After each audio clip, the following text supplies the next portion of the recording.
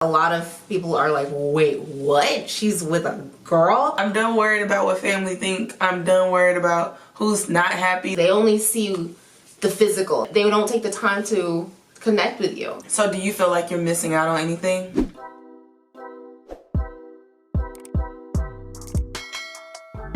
Hey y'all, I'm Lauren. And I'm Natalie. Welcome back to our channel. Alright, so today we're going to talk about what it was like for Natalie to transition to dating me and telling her family. These are questions that I think people want to know. Yeah. I think some of these questions you've gotten before. Yeah, I have. I've gotten some questions. I think the big thing is a lot of people are like, wait, what? She's with a girl? Like, when did that happen? That is not who I knew. Like, that's not little Natalie. And that's the problem. It goes against their expectation of me. Have you ever dated a woman? I know, I've never dated. Have you ever thought about dating a woman? I was open to the idea of it. I remember having discussions with, like, friends and stuff like that. It's like, yeah, girl, you know, whatever happens, you know. You know, so, as long as someone's gonna make me happy. But I feel like even though I was, like, I say it in that kind of, like, playfulness, I really feel like I was in a way serious, but I didn't think that it would happen because I've never been approached. I've never approached anybody. I just, you know, I just didn't think of it. Did it shock you how much we clicked? Yeah, I think that was the thing. Like, when we had first hung out and it was like that instantaneous, like, connection. Like, I remember leaving our quote-unquote date, our first date, and messaging my friends and being like, hey, I really like Lauren. At that point, I knew I was happy that layer of, like, well, I don't really know you, you're just a friend of my friend. I was happy that layer was broken because I'm like, this girl is real cool, and I could see her, like, being a good friend, like, in the, you know, in our friend group. Did you have any reservations about dating me? Yes, there were reservations, and I think a lot of it came with my own expectations for myself. For my entire life, I've always had this image of, like, my family, you know, with husband and wife, 2 kids, and a nice beautiful house, and all this stuff. Stepping into a relationship with you, it literally just demolished everything. It shook up your whole expectations. It did, and it was really, really scary because I'm like, is this what I want? Is this what I can envision for myself? You just jumped into this whole relationship with me. You committed to it without going back. Like, I knew what I felt. She's a really, like, dope person. Like, I really enjoy spending time with her. I really feel awesome and around her, and I'm laughing consistently. There was just something about you that let me break down my, like, walls. Like, I think 2 weeks after you had, like, expressed your feelings to me, like, we had gone on this, like, trip to Busan, right? It was it 2 weeks later or something? Yeah, and I think after the fact you were just like, I've never done that. You couldn't get me to go on a trip with somebody I just met 2 weeks ago. I wanted to kind of just dive right in and just to see what it was about, because I feel like I would regret it if I did not take that chance, especially with the way that I was feeling. So, okay, fast forward, we are kicking it for a couple of months and you feel like it's serious enough to tell your family. How did your family react? Who was the first person you told? The first person I told in my family was my cousin. Yeah, it was my cousin.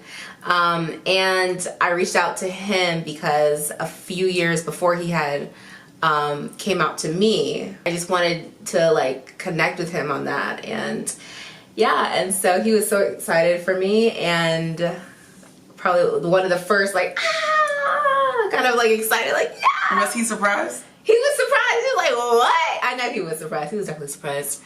And then the next person I told after, I think, maybe a month or a few weeks, maybe 6 weeks, and I was feeling it, I told my mom. Yeah, I told my mom, and it was just something that I wanted to do because I was like, I knew she was going to be coming to Korea soon, and she was probably going to meet you, and so I wanted to kind of, like, get that over with. And so I just kind of told her, I was like, yeah, I'm dating someone, and she's like, okay, what's their name? And I was like, or she's like, what's his name? And I was like, Lauren. and she's like, okay. I kind of gave her like a summation of the story, and she's like, yeah, okay, I'm happy for you. Okay. And like, that was the call, and I hung up, and I was just like, whew. Were you nervous? I was nervous. I did not anticipate any like negative reactions, especially from like my mom, because I don't think I know she's not like that. She's not the kind of person that's gonna be like, "Rrr." My parents have gotten older. I feel like all what they look for is just that their child is happy. Mm-hmm. And yeah, I feel like that's a testament to my dad as well. He previously didn't have like positive views of it, so when I told my dad that I was dating you, you know, he first was in like, ma, why you gotta do that to me, ma, like he was like going through this whole thing, and I'm like, yeah, daddy. And so I was kind of trying to break it down. I'm like, well, you know, I'm happy, and is that all you want from me? And he's like, yeah, ma, but damn, man, I just envisioned a prince. And I was like, yeah, that's the problem. Everybody's envisioning for me, and rather than me living what I want in my life. So like around the last few weeks that I was leaving Korea, my mom ended up coming to Korea to help me move out and stuff like that. It was February. It was Valentine's Day weekend, and we all went to go get chicken. And that was the first time I met your mom. When I walked in, your mom was already sitting there, and I can already tell your mom was just like observant. She just had her observant goggles on, and she was just checking. And honestly, I felt like at the end of that dinner, she was like, okay, but she wasn't sure yet. And so when your farewell dinner came, and she got a chance to observe that night how well we clicked, yeah. How well we respected each other, and how much I was taking care of you, and vice versa. I was wiping your tears and stuff, and just crying, and then your mom just came and just wrapped her arms around both of us, and she just like looked at both of us and just held us tight. That was a moment that was stamped for you, like, yeah, her mom. Yeah, that's when I knew she had no reservations, and if she did have any reservations, she did not let them be known. Yeah. And so that was the moment I knew that I got the okay from your mom. Yeah. Yes. And she's been treating me like a daughter since that moment. Yeah. So were all of your responses positive? So for the most part, people have been pretty responsive and welcoming. I will say that there was one reaction that was, in my opinion, really negative. There was one interaction that we had with a family member of mine. At this time, we have left Korea and we are back in the United States, and I came to Florida to meet you. I mean, to spend time with you. Yeah. And it was during COVID and everything, but I stayed with you for like a month. I went to one family member's house, and there was a family member there, and that family member was my first really negative interaction. They did not talk to Lauren when Lauren walked in the house. They did not look at her. And then they pulled me aside and basically chastised me for bringing her over because she has the negative spirit of, I don't know, the demons or devils or some foolishness like that. And so I was just like... So a background, which probably many families, many gay people out there have interactions with family members who are wrapped up in religion. Yeah. And I think that that's what this case was. I think that he was working and moving out of love, and it was just like, hey, I know the best for, like, what's best for you, blah, blah, blah. But I think he overlooked how hurtful it was to basically say, like, I don't like who you like. I don't like what you're doing.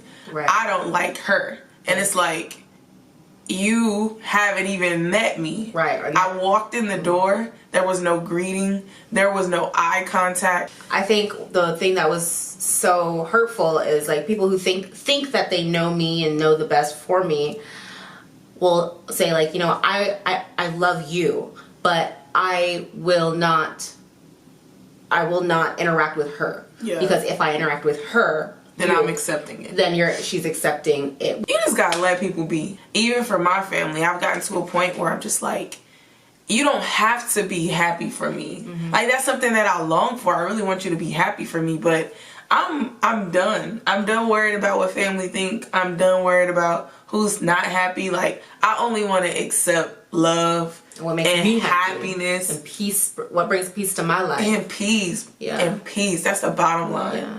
And if I don't accept anything that you're doing or someone else may be doing, I'm still going to be happy for you being happy.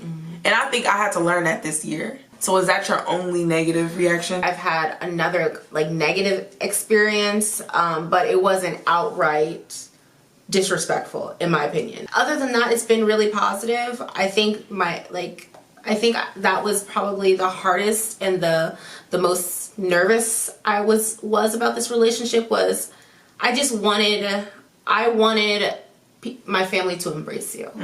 You know, like that is something that Oh Lord. that is something that I envision, and I care about you so much, and you're such a beautiful person inside and out, and the fact that who you choose, I don't even want to say who you choose, because that makes it seem like it's a choice, but who you fall in love with, who you connect with, they will never, or those that decide not to because of their own preconceived notions, they'll never take that chance or be open to you in the way that I want them to, because of these ideas, because of this wall, because that's all they see. They only see the outside. Like, they only see the physical. They don't take the time to connect with you. I say this all the time. How closed-minded it is to confine a human to just their physical form. It is so limiting to a human being to just say, hey, here's your box, live inside of it. You're supposed to fall in love with the opposite sex. You're supposed to do this. You're supposed to do that. But do you not know that us as human beings, we have many, many layers, and it's not even our human form, it's our spiritual form. And I feel like that's more so what this is. I feel like when we met, before it was physical, it was 100% spiritual. It was 100% mental. Like, it wasn't even about, and it's still not even about this physical body.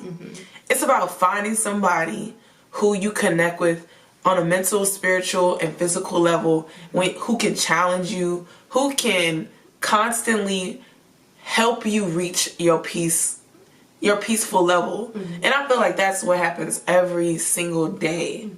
Like, bro, it's contagious. Why you do this to me? But I feel lucky. I feel lucky that I feel what I feel, that I experience what I experience, and I feel sorry for people who don't experience this level of love. And I feel sorry for people who cut off half of the population, or not even half, a portion of the population because of their physical form. You are just cutting yourself off from happiness. Your fullest potential, happiest self. Like, we're just spiritual beings wrapped up in skin. Like, that's all. Right. I feel like, honestly, and we could get into this a little later, I really feel like we, as ultimately spiritual beings, are just that. We are meant to connect with some people and be with them for seasons and not, and then those connections, they blossom into something more or not, and it's literally just, you just float in and out of relationships and connections, and it's really just about you floating through life. And I feel like the societal norms and religion has really created blockades. It really has created this kind of the fishbowl inside of the ocean kind of like ideology. You know, you can only go so far if you don't have the chance to just be free. I think I needed to be in Korea at the time that I was in Korea. I needed to learn what I liked for myself, what I wanted for myself, what I believed for myself. And that period of time for me was a lot of unlearning. And I think that period prepared me for this. We don't label ourselves as anything. But what do you consider yourself? So I would say, like, before I met you, I would consider myself straight, because that's kind of like all the relationships I've had. I think what this relationship has taught me is that what I look for in a partner is something that is not exclusive to a man. What would I think is exclusive to a man that you don't have? It's like the most obvious thing. Like that, I mean... The penis? Yes. Okay. Like, that's it. Like, I really do feel like we are a partner. And that's the one thing that I wanted for sure in a relationship. So do you feel like you're missing out on anything? Like missing anything in comparison to dating a woman versus dating a man? I don't think I'm missing anything. No. I don't think I'm missing anything, because I got everything that I need to feel complete in this relationship. I feel like when people ask that question, they're really thinking more so about the sexual aspect. Sexual stuff is not my focus. My New Year's resolution for years was basically manifesting this perfect man. It was manifesting this man that had all of these characteristics on my list that I was looking, that I wanted. 2019 came around, and instead of saying man, I was just like person. Were you intentional with that? I was intentional about that. I was just like, give me a person. Yeah. Give me like 3 characteristics or 3 things that were on your list that you're willing to share. Okay. I wanted somebody that I could talk to openly about anything and everything. I didn't want to feel like I was blocked from speaking my own truth and being openly expressive about my emotions, because I know I'm a very sensitive and a very emotional person.